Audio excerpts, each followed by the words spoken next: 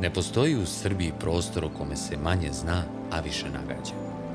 Prostor van vremena, u kojem su stvarnost i legenda neodvojivi, a magične priče koje se njime raspredaju je teško dokazati, ali i teško opovrgnuti.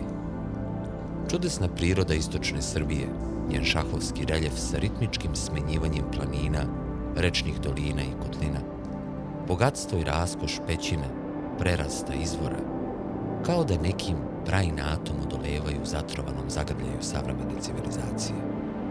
Maštu svih putnika dodatno raspaljuju brojni kulturno-istorijski materijalni spomenici, živa narodna tradicija i tragovi civilizacija, čije poreklo seže tek nekih 10 milenijuma u prošlost.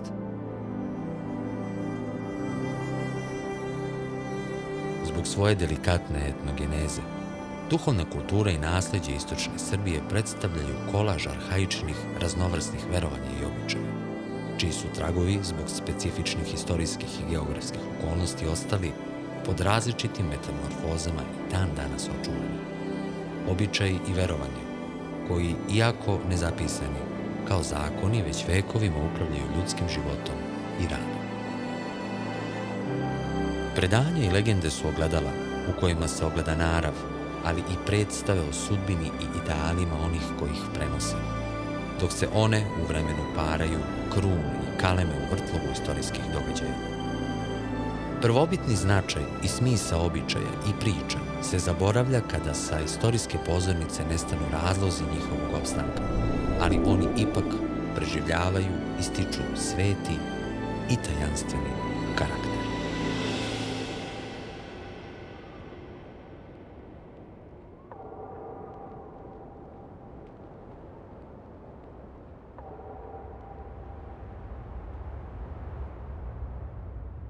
Ovo kratko, zamršeno putovanje kroz istočnu Srbiju počnimo od njegovog čvorišta, tamo gde se svi putevi sastaju, na groblju. U malom selu koje od vina i za vino živi, meštani su tokom nekoliko vekova nakon smrti ostavljali za sobom arhetipske tragove uklesane u kamenu nadgrobnih ploča, koje danas staro rajačko groblje čine jedinstvenim muzejem pod otvorenim nebom. Rajac, kao takav, kakav znamo sada jedinstven, potiče iz 16. veka. Bilo i drugih rajačkih groblja, u čijih su ostataka spomenika, recimo građena crkva, može na nekim rajačkim ogradama čak da se vide neki ornamenti i simboli tog starog groblja, ali konkretno ovo rajačko groblje datira, njegovi počeci su zapravo u 16. veku, protežu se kasnije kroz 17., 18., 19. vek. Kao što vidimo, ono je sada u sklopu novog rajačkog groblja koje je 20. i 21. vek. Znači, tu je neki kontinuitet sahranjivanja od nekih 400 do 500 godina. U kultu našeg naroda je upravo to bilo ključno. Naći najbolje mesto za tu večnu kuću, za to groblje. To vi vidite da se samo groblje nalazi na mnogo boljoj ekspoziciji ka suncu, znači prvi jutarnji sunčevi zraci prvo obasiju groblje, pa tek onda rajac, i oni su gledali da biraju najbolje moguće mesto za tu svoju večnu kuću, da kažem. Jer su, kao svi stari narodi Balkana, tako su i Srbi na ovom prostoru, smatrali, to je još neko predhrišćansko uverenje, smatrali da smo mi samo na ovom svetu prolazni, a da je zapravo onaj život koji dolazi posle ovoga zapravo onaj večni život. To je kasnije dovelo do simbolike koja je uklesana na ovim spomenicima. Danas je čovek u epicentru prirode. On je mera svih stvari, ali nekada on je imao snažnu svest o nemerljivim i neobjašnjivim silama oko sebe. Milost, zaštitu, zdravlje i duhovnu snagu on je tražio od bogova, starih bogova, koji su oduvek bili slika i prilika onih koji su ih svojom verom hranili. Sigurno da su u tim ranijim vremenima, kada je nastajalo ovo groblje, bili drugačiji običaji sahranjivanja. Nije toliko, da kažem, bio jak uticaj hrišćanstva kao danas. Oni su još uvek praktikovali to hrišćanstvo na svoj način. Da kažemo, to nije baš bilo čisto kanonsko hrišćanstvo, to je više bilo praktikovanje neke ranije politeističke pa i neke animističke religije, ako ćemo još da idemo još ranije, sa hrišćanstvom. I tako je nastao taj neki sklop verovanja u Rajcu. Mi ovde možemo na ovim spomenicima da vidimo i baš dosta predhrišćanskih simbola. Kao recimo, videli smo dosta simbola Peruna, odnosno Perunika. Videli smo simbole svastike. Mi svastiku nemamo u hrišćanstvu. Jedan od prvih simbola svastike na koji mi nalazimo je svastika vinčanske kulture. Paralelno sa tim imamo svastike indoevropskog porekla u Indiji, u hinduističkim hramovima koje nalazimo. U nekim verovanjima svastika zapravo predstavlja solarni simbol sunca. Isto kao što i Perunika solarni simbol i predstavlja sunce. Sad, neki od naučnika koji su izučavali simbole smatrali su da je desna svastika zapravo predstavlja simbol sunca, a leva svastika simbol meseca. U ovoj riznici simbola i praslika, kao i na nebeskom svodu, središnje mesto zauzima dnevna zvezda, uništitelj tame, beskrajni krug koji simbolizuje večni ciklus rođenja i smrti, bez koga nema ni cvetanja, ni svitanja. Imamo solarni simbol ovdje. Znači imamo jedno sunce, koje je naravno hristijanizovano sa krstom, mada naši stari su takođe, kad kažem naši stari, mislim naši preci predhrišćanski, su imali još jedno tumačenje krsta. Oni su krstom pre Hrista tumačili nebeski svod, koji je podeljen na 4 ravnomerna dela. U vinu ima najviše sunca. Ono je život i besmrtnost. Kao takvo predstavlja napitak radosti, oličenje svih darova kojima Bog obasipa ljude. Jedan od najupečatljivijih predhrišćanskih običaja kod nas je obeležavanje Svetog Trifuna. Tragovi tog kulta su mnogo stariji od hrišćanstva. Praznovanje Svetog Trifuna zapravo on je hristijanizovani Dionis. To se kod nas na pivnicama obeležava burno. Nalik, da kažem, svetkovinama Dionisu. Znači, uz obilje vina, slavi se radost života. Dešava se to neko emocionalno praženje koje se gomilalo tokom cele zime. Da bi ljudi kasnije mogli da krenu u novu godinu potpuno rasterećeni od svega što su akumulirali.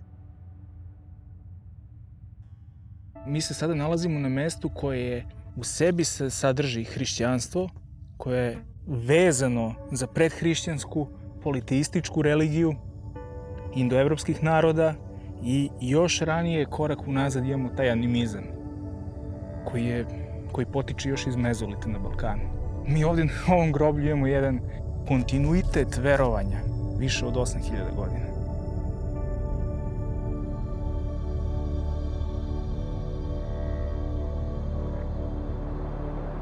Zbog nepristupačnosti i geografske izopštenosti naših istočnih krajeva, državna i crkvena organizacija su do njih sporije dosezale i teže puštale korene. Najezda Osmanlija značila i nestanak države, a kriza koja je zahvatila crkvu značila je da njene odredbe popuste od svoje strogosti ili da se na njihovo mesto vrate stari religiozni pogledi i ožive davnašnji običaj iz narodne tradicije i uspomena. U kulturnom mozaiku istočne Srbije posebno mesto zauzima vlaška tradicija, koja je u dobu mas medija i pop kulture učinjena jedna nepravda. Njeno čitavo bogatstvo i slojevitost često je u javnosti svedeno na pojednostavljen i vulgaran prikaz vražbina i crne magije. Vlaška kultura i jezik polako nestaju, a ovde, na marginama modernih svetskih tokova, i dalje živi duboko ukorenjeno osjećanje da u toj magiji ipak ima nešto. Specifičnosti kulturnog nasleđa i nematerijalnog kulturnog nasleđa severoistočne Srbije, pošto bi ograničio sam taj deo, jesu pre svega u bogatstvu kulta mrtvih, ali takođe i u magijsko-religijskoj praksi i nematerijalnoj kulturnoj baštini koja se ogleda u različitim vidovima običaja. Od, kao što rekao, daća, odnosno pomana i kod Srba i kod Vlaha, ali takođe isto i u magijskim radnjama koje se praktikuju od uroka pa do pravljanja meda za suđenika, vezivanja i ostalog. Čitav taj deo koji se nalazi između Timoka, ali isto tako i Dunava, jednostavno je sam po sebi specifičan usled i same geografije koja utiče na sam prostor i nekada je to u ona davna vremena i tekako bio dalek prostor i teško se stizalo do nekih, takođe kao što rekao, pregršt različitih verovanja, običaja vezano za nekrštence, za ukleta mesta, za puteve, za zavetine, sve ono, to jeste bogatstvo narodne religije, odnosno nematerijalnog što može da se nađe na prostoru severoistočne Srbije. Usled mnogobrojnih buna, ratova koje su zadesile ceo prostor Balkana, ali i severoistočne Srbije, crkve same nisu opstajale u ono vreme. I onda, naravno, u takvim uslovima javlja se narodna religija i narodno verovanje. Te kako smo dug period bili pod Osmanlijama i naravno da smo mi morali da očuvamo na takav neki način i hrišćanstvo, ali ono je obogaćeno narodnom religijom, odnosno predhrišćanskim periodom, samo što je kasnije hristijanizovano. Takođe vidi se u praznovanju Svete Petke, gde je ostao kult Venere koja je opstao na Vlaškom Vinjir, znači petak i petka i ostalo. Nekada je priroda, sama priroda i samo podneblje imalo i tekako veliki udeo u stvaranju mitova, legendi i običaja i tekako uticalo na život i tradiciju i kulturu koja se nalazi na prostoru severoistočne Srbije. Jedan od primjera jeste prerast, jer Vlasi smatraju da je to portal, odnosno da su to vrata između ovog i onog sveta.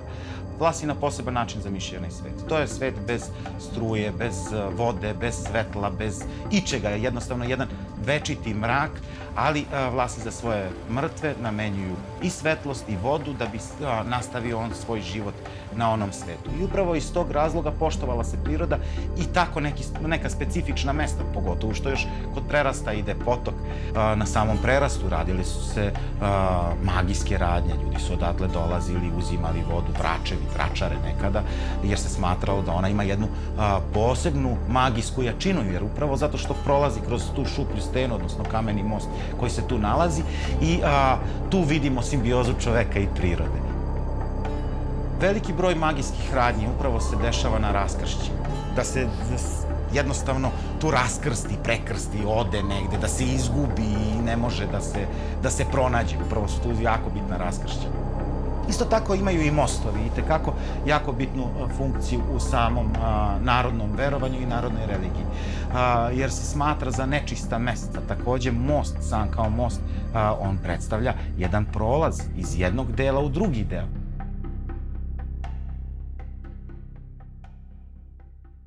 Svako tu zna čoveka, koji zna čoveka, koji je to video i na svojoj koži osetio. Naime, mlada devojka utonulih očiju, koja svoj pravi oblik krije ispod duge bele haljine, stopirala je na usamljenim putevima istočne Srbije. Mladić, koji je tuda prolazio, odlučuje da stane i poveze je. Veče je bilo hladno, pa joj je on pozajmio svoju jaknu. Na rastanku, devojka mu je uz osmeh ostavila adresu na kojoj može uzeti jaknu nazad. Kada je sutradan otišao na adresu, tamo je na sopstveno zaprepašćenje zatekao staro groblje i prepoznao svoju jaknu, obešenu na jedan od spomenika, sa fotografijom mlade pokojnice, svoje jučerašnje saputnice. Postoji veliki broj magijskih predmeta koji se koriste i šta ono može da se nađe i da se nagazi. Naravno, tu je od noža sa crnim koricama do ljuske jajeta, smotuljaka sa crvenim koncem, gde je uglavnom bosiljak. Jer ljudi kažu da često to nalaze i da im neko stavlja i da im neko namešta i uglavnom su to ti magijski predmeti koji se mogu naći. Takođe, oni se i koriste u magijskoj praksi.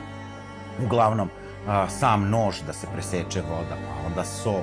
Naravno, tu postoje predmeti koji su vezani za samog pokojnika i to smatra se da samim tim predmetima, ukoliko neko posjeduje, ukrade, da time može da se uradi magijska radnja i da se nekome naškodi ili ako se slika sahrani sa samim pokojnikom, da će se na taj način naštetiti tom liku koje je na samoj fotografiji. Danas je sve manje vračara u severoistočnoj Srbiji, mlađi neće da uče same basme, nije više kao što je to nekada bilo, da svako selo ima vračaru, kao što rekoh, mlađi neće da uče, jer je to poseban vid basme, odnosno bajalice, koja nekada traje po 45 minuta, one uglavnom smišljaju sam tekst basme. I onda kad u razgovoru sa njima uglavnom kažu da su one to čule noću, da im je to došlo kroz san, da su na taj način stvarale tekst same basme i to je ono tek magično i tajanstveno i lepo, zato što se na taj način neguje lirika samog jednog mesta. U tom večnom ciklusu rođenja i smrti, u partiturama razaranja i stvaranja i hramovi kao opredmećenje čiste vere i čvrste nade, delili su sudbinu ljudi. Uzdizali se, bili rušeni i spaljivani, iznova obnavljani i tako u krug. A pod okriljem rtnja i pitomim šumskim predelima smestili su se neki od najlepših manastira i crkava. U danima kada nemamo ni vremena ni pažnje, zastati pred prizorima prirode i ovih skrivenih hramova znači na tren odvojiti se od sebe. Ili sebi prići. Ponekad se tišinom više kaže nego rečima. Tako i u istoriji ponekad vernije od očuvanih dvoraca velelepnih vrtova ili katedrala svedoče monumentalne ruševine.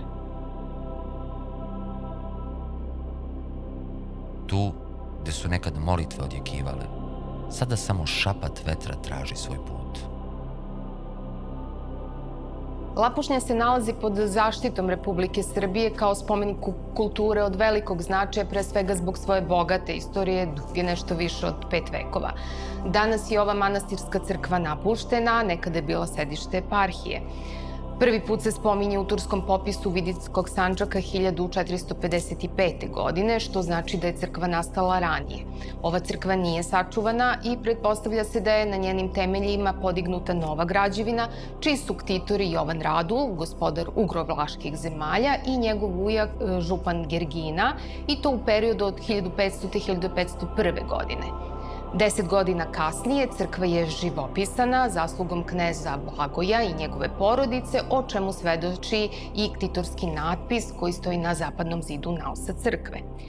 Na zidovima Lapušnje je ostao mali deo živopisa koji je oštećen, sasvim izbledeo, ali ti ostaci fresaka u stvari pokazuju i neka retka ikonografska rešenja koje se pre svega ogledaju u predstavama Svete Trojice ili u likovima 40-orice sevastiljskih mučenika, čiji se fragmenti čuvaju u Narodnom muzeju u Beogradu.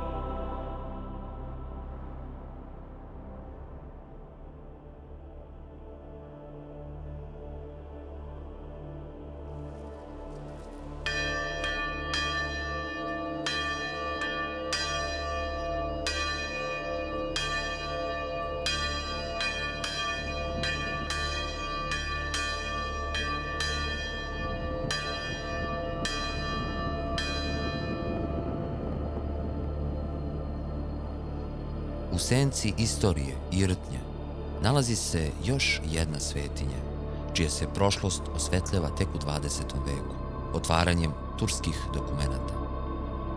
O mnogim manastirima to su i jedini podaci koje danas imamo. Crkva Svetog Arhanđela Gavrila, bivšeg manastira Lozice, smeštena je na oko 3 km jugoistočno od sela Krivog Vira, na desnoj obali Lozičke reke. Prvi put se pominje 1455. godine, a prema predanju ime je dobilo po lozi koja ga je prekrivala kada su ga meštani pronašli. Zajedno sa Krepičevcem, Lapušnjom i drugim čini jedinstvenu celinu koju je moguće obići kroz jednodnevno duhovno putovanje prirodom i istorijom istočne Srbije.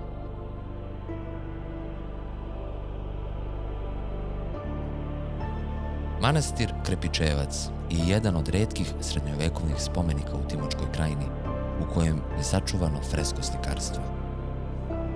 Najupečatljiviji detalj ovog hrama je freska na južnom zidu manastira, koja se ne ističe samo izvanrednom tehnikom ikonopisa, već upućuje na još jednu tajnu iz prošlosti.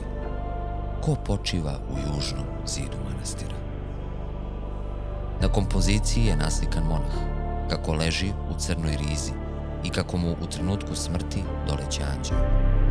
Veruje se da je to starac Josif i da se ispod ove kompozicije najvjerovatniji nalazi njegov grob. Po vizantijskom običaju, Na tom mestu je mogao da bude sahranjen samo član vladarske porodice ili neki crkveni velikodostojnik. Pojedini istraživači u liku starca Josifa vide jednog od Sinaita koji su u drugoj polovini 14. veka boravili u državi kneza Lazara. U ovoj crkvi se nalazi jedna od poslednjih srednjovekovnih ktitorskih kompozicija koje su sačuvane na ovom prostoru. Na osnovu natpisa, pored likovima, saznajemo da je ktitor Georgije zapravo unuk Radulbega koji je sazidao manastir Lapušnju. Pored Georgija naslikani su i njegova žena Zora i sin Manojlo. Izgled ktitora i način odevanja su realistično prikazani i pružaju izvanredne podatke o načinu odevanja s kraja 15. i početka 16. veka. Zbog ove ktitorske kompozicije, njenih posebnih umetničkih, dokumentarnih vrednosti, manastir Krepičevac zauzima značajno mesto u kulturnoj riznici Srbije.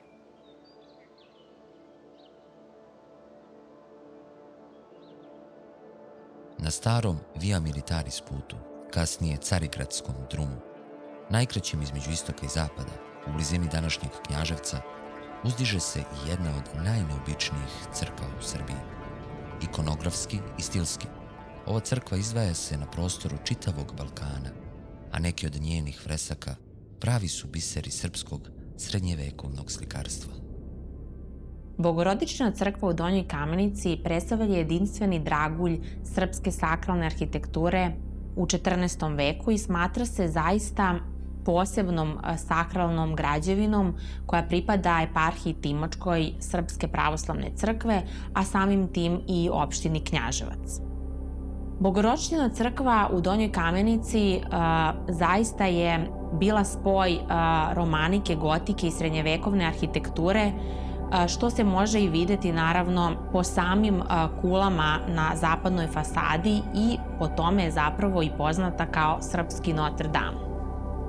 Crkva je iz prve polovine 14. veka i zbog svoje burne istorije nemamo tačan podatak kom je prazniku posvećena crkva.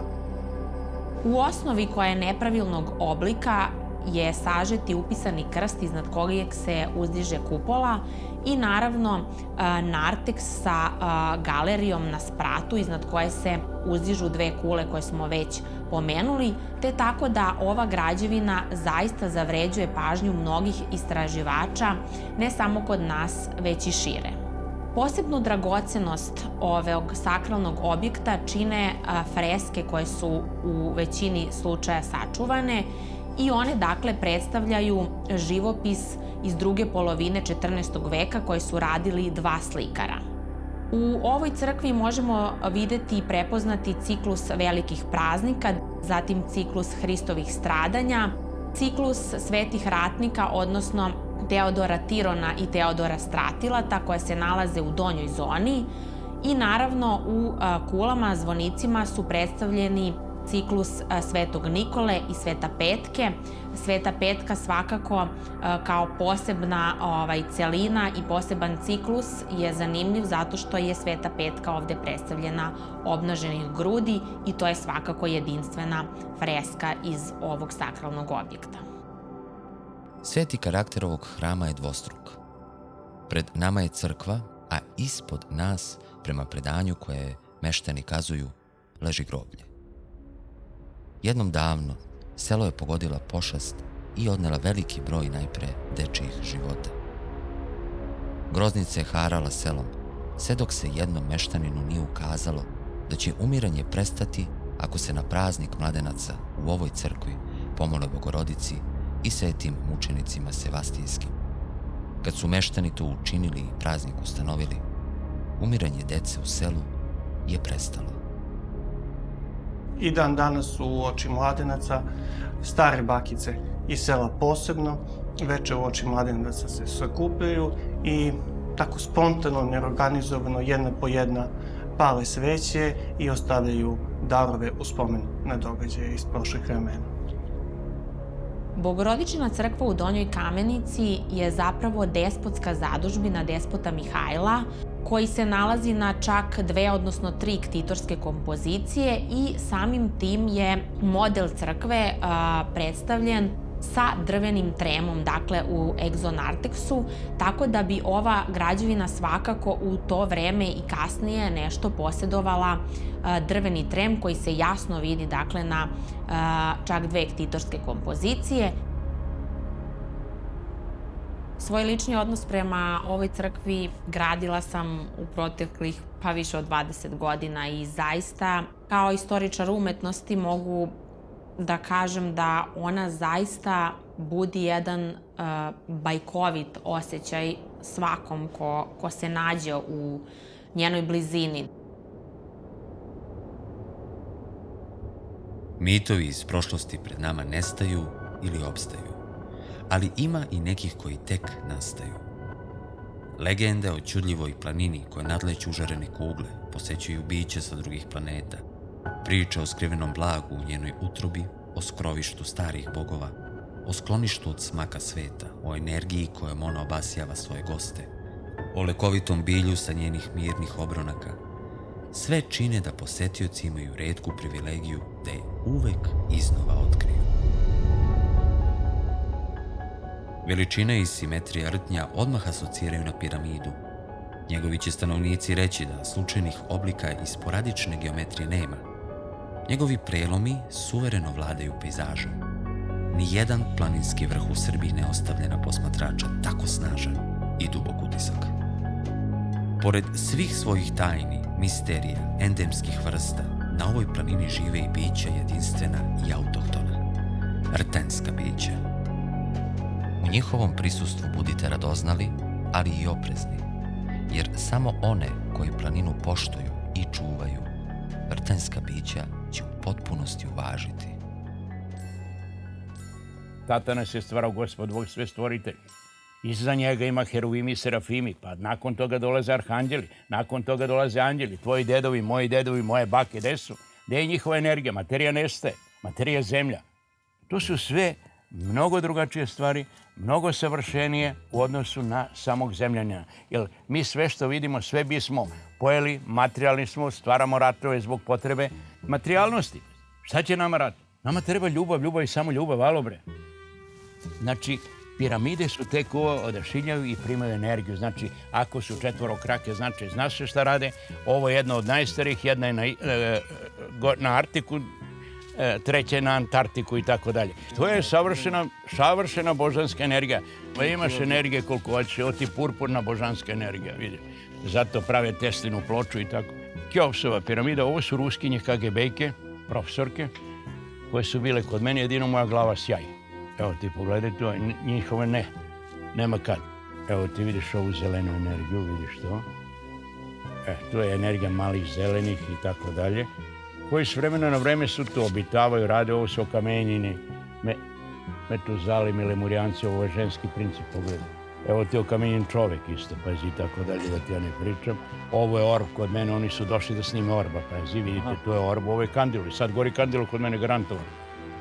Evo vidiš energija svinge i tako dalje, da ne pričam dalje. Ovo su naša braća po materi koji rade tu, to su mali zeleni. Evo mi poruka od malih zelenih, preko malih zelenih. Ovo je pismo koje treba da odradim. Evo ti energija gde sedite, sad slika i to ti je savršeno. Ovo su moj ansambl Crnci. Svoje vremeno ja sam tata na Steve'a Henningtona Džunga. To je u vreme dok sam radio estradi, sine. Emilijane, Cimento.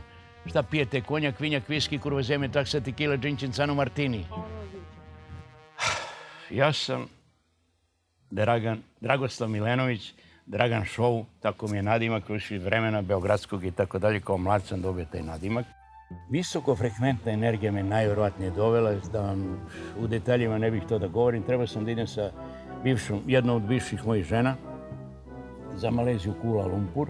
Dođe do konflikta između mene i moje lepotice i evo me ovdje, pazi. Bog me dovede ovdje, nakon toga sam se upoznao s drugom ženom, oženio i ja sam imao mnogo ljubavi i dan danas imam, pazi. Da vam kažem nešto, greh je neljubavci. To je njena istorija piramida koje upotrebljavanje, znači u vreme Boga Ra, upravo po Bogu Rao je Rtenji dobio, pazi, ime. Prvo slovo je R, T, teuta, a amor, ljubav i M je bilo. Iliri su, pazi, boga Rasirili zvali bogom Marsom, zato su se bojali njega strahovito, jer bio je vrlo moćan, kao i danas bogovi su moćni. Za razliku, Egipćani su ga zvali i tako dalje. On je bio postavljen ovdje od strane svog oca, boga Mina, da prati razvoj zemljine kugle. Pazi, visokofrekventne energije mogu da budu i materijalna bića kad hoće, znači ako dolaze ovdje materijalno se znači koriste, znači oni su eterični, oni se kreću, za 45 sekundi dolaze iz bilo koje planete, pazi, ne treba njemu Vimana, niti mu treba NLO, znači njegova energija ide. Jer bilo je tu i par naših zemljana koji su koristili slične stvari i tako dalje, a to su velike nauke, ima 2 lame u Nepalu koje mogu to da rade. I najvjerojatnije da će neko još u Evropi to ubrzo uspeti, ali to ćemo vidjeti, koji će, neću da pričam o tome ništa sad, to je previše. Pazi, Artan je nekad bio centar zemljine kugle, pazi, zato je tu obitavo Bog Rav i tako dalje, da ne govorim mnogo. Znači, gde je danas? Prilikom padanja meteorita, kometa i zemlja vaga, pazi. Znači, kao i sve, pazi, drugo zemlja ima svoj princip, muški princip. Niko ne shvata da je prva atomska bomba bačena pre 16.500 godina na Anunnakije, koji su stvarali zemlju za naš dolazak. 11 vrsta vanzemaljaci su premali zemlju za upravo naš dolazak, da budemo slični njima, sličnim bogovima. Jedino što nam je uskraćeno, znači taj deo. Mnogo je manje energije nego njihova, mnogo nam je manje otvoren mozak, bio otvoren je po nekih naših i sad, danas, mnogo više naučnika koji spoznaju, koji kontaktiraju sa vanzemaljcima i tako dalje. Vanzemaljci su naši oci tvorci. Inače, ovo mali sivi što sam dotakao malo pre Metuzalem. Metuzalem je bio od 600 do 1000 kg, padne, znači za 3 dana on dobije izdaju krvi na mozak i umire. Nikoga ne može podići, pazi i tako dalje. Pogleda, on se smeje, one plaču. To je jedini ja, imam i drugu sliku gde sam ga čak teo materializujem, jer pazi, mnogo naroda šou vraća, umre bre, tu sam vratio nekoliko Novosađana iz Temerina jednog. Idu po rtanj i pođu trombovi uz ovo vrvrr. Od Adamove ključne kosti, ne od rebra, plate, sve religije su prilagođavale svojim, pazi i tako dalje. Od Adamove ključna kost je ključ života kod svih nas, i kod žena i kod muškaraca. Od Adamove ključne kosti je stvorena Eva, nakon toga dolazi drugo, za potrebe njihove su stvoreni mali sivi koji su iza mene tamo, vidite, kraj nas. Oni su tu, s vremena na vreme, i prilagođava se kao gmizavci. Znači, u uslovima života, ako rade negde na kamenju, na stenama, oni su sivi, ne vidiš. Ako rade u šumi, zelen. Ko drži sve? Englezi su glavni. Najglavniji u svemu tome su reptili ili Englezi. Bog nas voli. Da nas ne voli, čast nas uništio. Kaže, bit će smak sveta. Neće nikada biti. On nas je stvorio da idemo ovako. On je počistio Metuzaleme, Lemurijance. Ljudsko biće, čovek, mi smo u 3. dimenziji. 4. dimenzija je Božje polje. Materija ostaje ovdje, energija ide dalje. 5. dimenzija je karena. Ti se rađaš iz karene, ti si birao svog oca, svoju majku i tako dalje i tako dalje. To su sve rabote koje tek ćemo dokazivati, jer trebali smo mnogo više biti otvoreni, međutim čovek je nakaradan, čovek je megaloman, čovek je frustriran, on želi, pazi, sve za sebe, to su gluposti. Ništa nije naše, ni ovo što pijemo danas, dragi moji. Dobrodošli svi. To nije moje. Dade nam Bog, hvala Bogu. Samilost je najveći savršenski božanski čin, znači prema bilo kojem, znači ljubav i samo ljubav je savršenstvo, ali samilost prema drugim bićima, prema bolesnima, prema ovo, to je najsavršeniji božanski čin. Od čoveka, gde bi čovek svaki trebao da deo svoje ljubavi, deo svoje energije, deo sebe da da drugome, da bi taj drugi uspeo da bude zdrav i tako dalje. Jer jedna od mojih baka, Ćirjana se zvala, kaže, skidale zvezde s neba, to su u onom vremenu ljudi polupismeni bili. Nije ona skidala zvezde s neba, nego su visokofrekventne energije koje su sjajne, strahovite, dolazile kod nju. Znači ona je mnogo toga, možda je mnogo više znala nego što ja znam. Ja pokušavam da neke rabote mnogo odradim, ali neću čak ni to, ni na TV-u, niti bilo gde ništa objavljivati dok ne uspijem da odradim, jer Arten se nas stvori.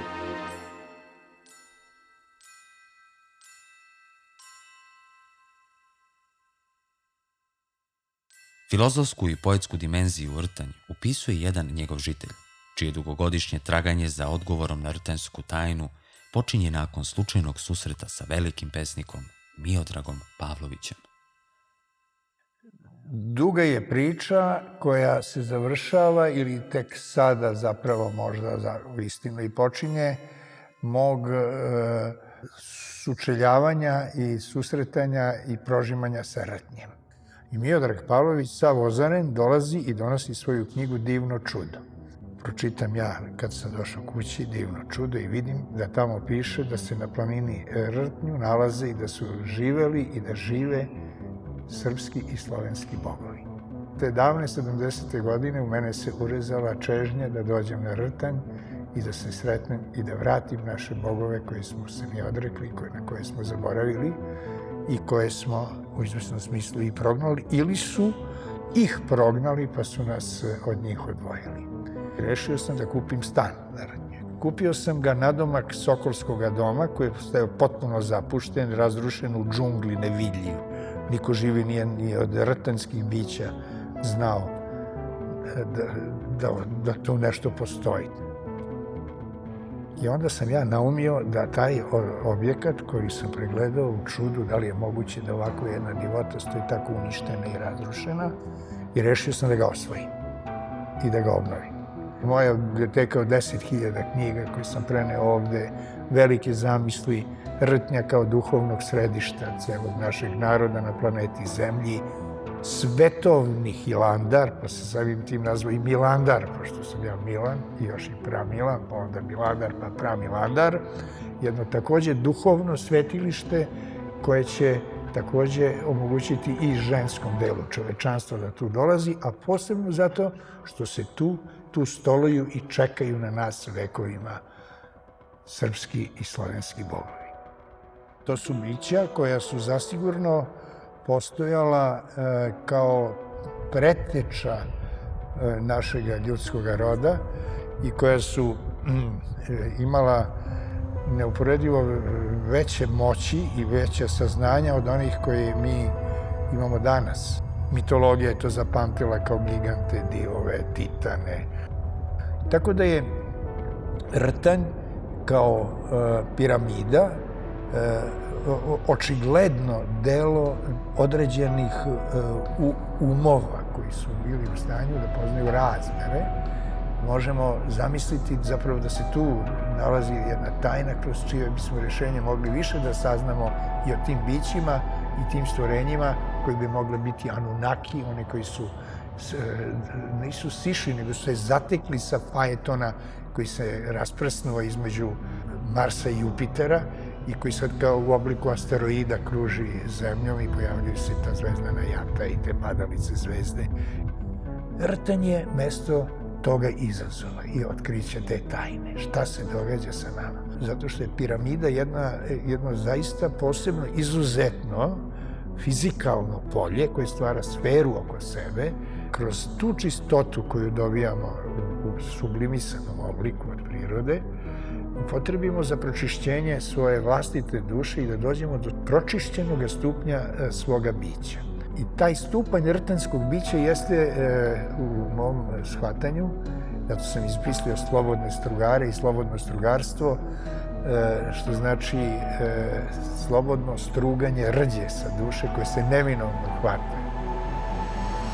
Kogod je zemljanin, a srpskoga roda, gde god raseljenom za života hodi, neka ga pramac duševnoga broda na sveti Rtanj bogovima vodi, da bude oltar ljudskog preporoda. Zašiljen vrh je mesto gde se sreću nebesnici sa žrecima bića. Tu krilatići sa nebesa sleću kod svoje braće Prazemaljkovića. Božanski naum kroz dimljak planete štedro izbija iz rtanjskog šiljka, da svim bićima sudbinu isplete zov sa tog moćnog srpskog odašiljka, pa da im svešću anđeli dolete, da srpski rod je zemaljska svetiljka svog nebeskog rtnja da se seti. Preno što dođu jeleni, tugo u senci obrva. Preno što dođu jeleni, moram da vidim ostrva.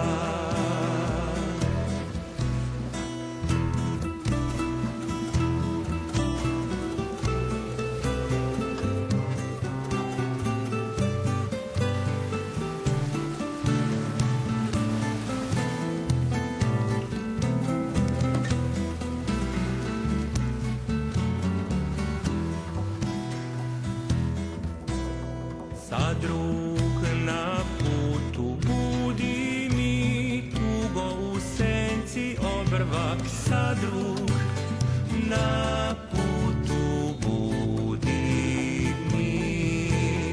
Krećem da vidim ostrva.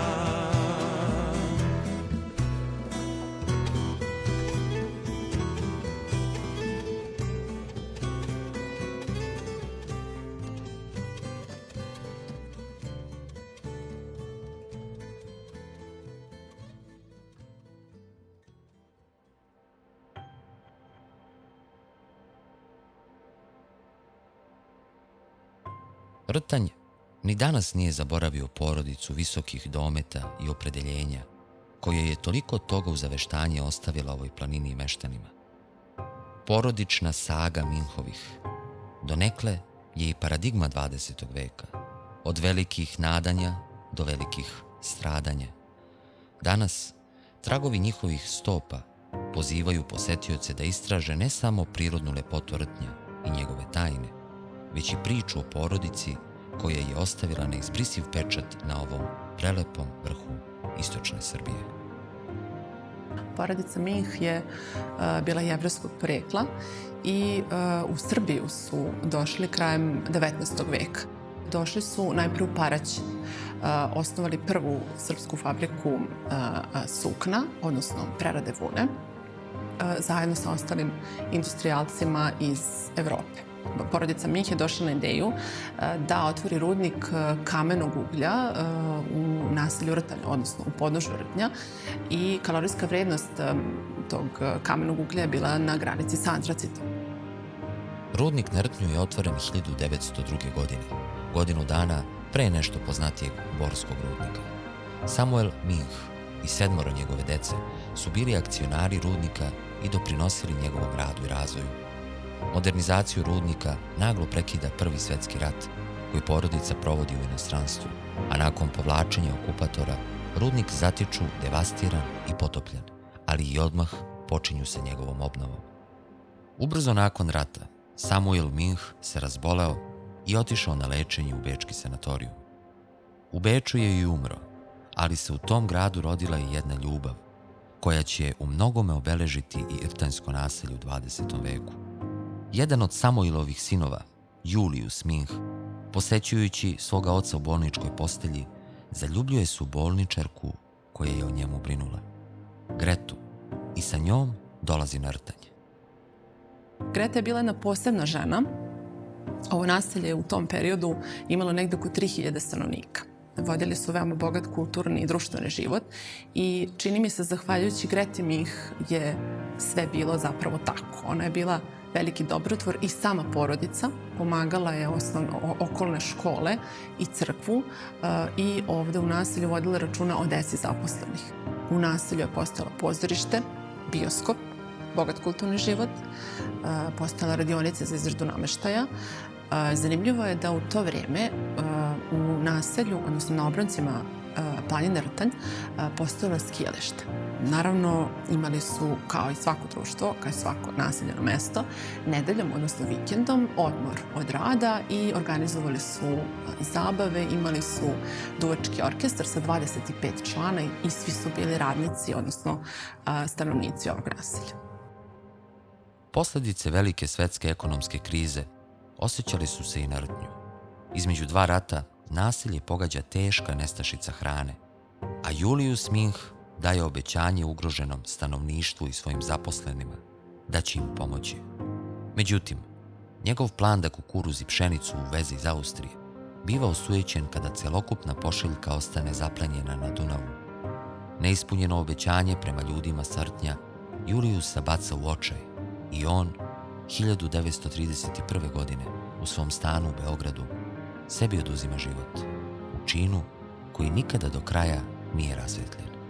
U znak sećanja na svog supruga i uz nesebičnu pomoć svih meštana, Greta je na vrhu Rtnja podigla kapelu, spomenik njihovoj velikoj ljubavi i tragičnoj sudbini. Iz rtenskog rozarijuma, koji je nedavno obnovljen, pružao joj se neometan pogled na vrh Rtnja i kapelu. Nažalost, kapela je razrušena 70. godina 20. veka, kada su oportunisti želeli da pronađu zlato. Minirana je i danas su to ruševine nekadašnje kapele. Greta Minch je takođe veliku pažnju posvetila u uređenju naselja. Pošto su mnogo putovali, iz različitih delova sveta je donosila različite sadnice. Ako pogledate sada nekadašnju botaničku baštu, odnosno njene ostatke, vidjet ćete da postoje biljke kojima zapravo tu i nije mesto. Botanička bašta se prostirala na preko 40 hektara i sadržala više od 150 vrsti različitog bilja. Nekada je postojalo oko 3000 ruža oko atrijuma, danas ima oko 1300. Posađene su i obnovljene, ružičnjak je zapravo obnovljen i u sadnji su učestvovali svi. Novi ratni vrtlog za porodicu značio je i novo rasejanje. Tokom Drugog svetskog rata Nemci preuzimaju upravljanje rudnikom, dok Greta Minch sklonište nalazi u obližnjem selu Ilinu. Shvatajući i ne mireći se sa zloslutnim vremenom koji sledi, 27. aprila 1941. godine Adolf Minch izvršava samoubistvo u garaži svoje kuće u Beogradu. Njegova sestra Margareta i njen suprug transportovani su u zloglasni Auschwitz, iz kog nisu izašli. Aleksandar Minch spas nalazi u anonimnosti i skrivanju svog porekla. Direktor rudnika i porodični prijatelj Julius Holik predao je rudnik Gestapovu i prokazao okupacionim vlastima i Juliusovog sestrića Alfreda Hermana, koji ubrzo biva uhapšen i streljan 1944. godine u Zaječaru. Greta Minch je umrla 1951. godine u Boljevcu, a danas ona počiva u porodičnoj grobnici. Od nekad brojne zadužbinarske porodice Minch, danas u Srbiji nema više ni jednog njihovog potomka. A od nepreglednog bogatstva koje su Minchovi posjedovali, ostalo je samo rtensko okno, i to ono simbolično, na njihovom porodičnom nadgrobnom spomeniku na beogradskom Novom groblju. Po zatvaranju rudnika 60. godina prošlog veka, započet je sunovrat rtenskog naselja, čiji se kraj donedavno nazirao. Mi se sada nalazimo u vili Greta. Zapravo, ovaj objekat je pripadao porodici Minch.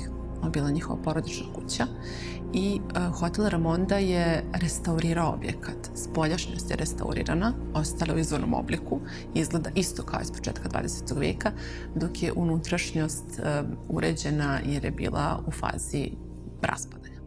Broj stanovnika u naselju se lagano uvećava, putnici i namernici rado svrate da obiđu znamenitosti naselja Rtanj.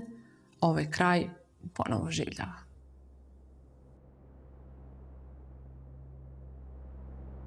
Istočna Srbija je ona prašnjava knjiga u dnu police, prepuna neotkrivenih priča, neistraženih kutaka i iskustava.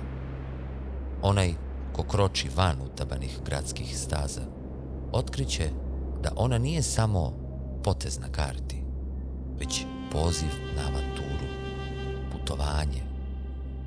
Putovanje u nepregledno carstvo prirode, kulturne raskoši i duhovnih bogatstava. A najveće njeno blago, njeni su žitelji, koji uprkos izazovima i promenama koje vreme donosi, ostaju nepokolebljivi u očuvanju svojih priča. Njihova snaga raste iz korena tvrdog kamenja. Njihove ljubavi klijaju usred hladnoće i tame. Oni cvetaju na ivici nemogućeg. Njihove latice nose težinu istorije. Priroda je njihovo pribežište, prostrane doline, igrališta, a planinski vrhovi njihov ponos. Šume i reke su njihove relikvije, njihove niti vremena. Pored njih, oni slušaju duše svojih predaka kako pevaju melodije večnosti. Oni veruju u čuda, jer su i sami